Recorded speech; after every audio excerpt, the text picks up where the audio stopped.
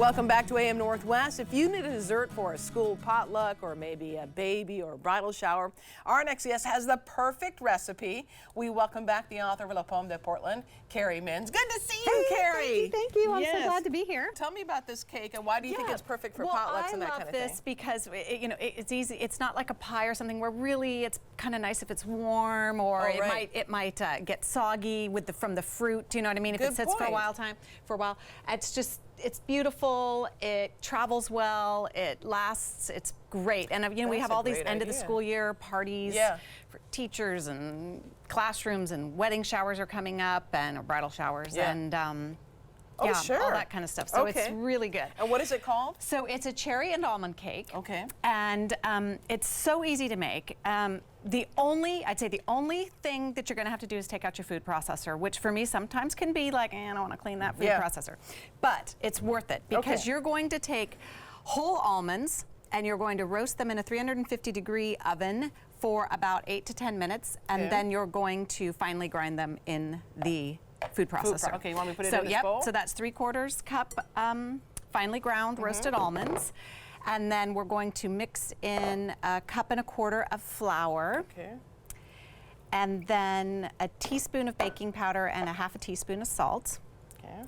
And you can just stir that around. Hang on a second. Yeah, no. I'm just gotta get it all out of there. Okay. Yeah.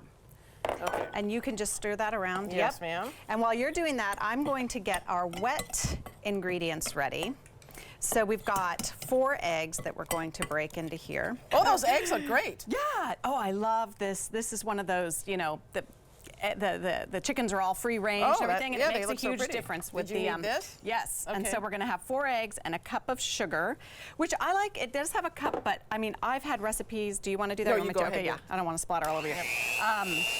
Where it's been like 3 cups of sugar in these cakes. Yeah. It's just too much. Too much. Yeah. So, and we just quickly get it stirred up. And one thing that this kind of reminds me, and when I was in high school, I was an exchange student in Portugal for a summer. Oh, and fun. It was so fun. Like, highlight of my life. Yeah, I bet. Highlight. Yeah.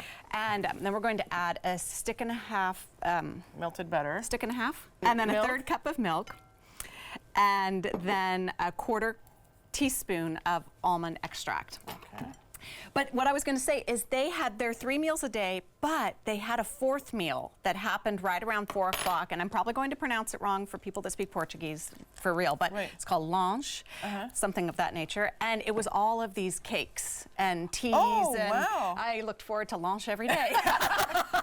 I would like that lanche as well. They weren't super sweet. Right. Yeah.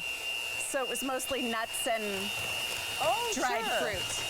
So, anyway, so we would do that. I really do like the idea that it's easy to pack around because that's tough when it comes to desserts to pack around. So go ahead and just mix those together. Okay. And I already have a buttered and floured cake pan. I have made this in like a pie plate when I didn't even own cake tins. So, I mean, it's like we don't have to be super perfect about our container. Can I just say, though, the way you floured and buttered that, it is perfect. I mean, I end up with little chunks of flour. Well, I tried to have it TV ready, you know, well, you did a good job. Because mine never looks that good. And then once that's pretty mixed up, you'll fold in dried cherries. And I gotta be honest, I feel like since I wrote this recipe, my taste buds have changed, and I think I doubled the amount of cherries. Like, really? I don't know if there was enough. Yeah, I don't know. But you know how fold in, yeah, there you go. Okay. Yep. And then I don't know how much time we have left, but we would then pour. You want me to here? I'll hold this. Okay. Yeah. We'd pour that in there, and then. Okay. Oh, perfect. Oh my gosh, doesn't that smell so good? It's so smells Oh my good. gosh, with the almonds. Get that out of the way. And then, believe it or not, we're going to sprinkle these sliced almonds on top. Oh. And I did roast them as well for about 4 minutes because I'm kind of crazy and like my almonds fairly roasted. And I have found when I've cooked this, baked this, they're not as toasty as I want them to be when it's done. I see. I hear you. That's so why then, you roast them ahead of time. Yeah, I roast them a little bit. So that would go in the oven for about 45 to 50 minutes. You can taste it. It comes out looking like this. Isn't this gorgeous? It is gorgeous. Pretty. Oh my gosh. And you don't have to do this, but I always do a little dusting of confectioner's sugar on top for the little final, you know, frosting. And I think it goes well with coffee, tea. You could even add a scoop of vanilla ice cream, some whipped cream. That's really good. Yeah, it works really well. You are so welcome. Look at the recipe on our website at k2.com. Thank you. And don't forget La Pomme de Portland by Carrie Minns. We'll be right back with more AM Northwest. Stick around. Ooh.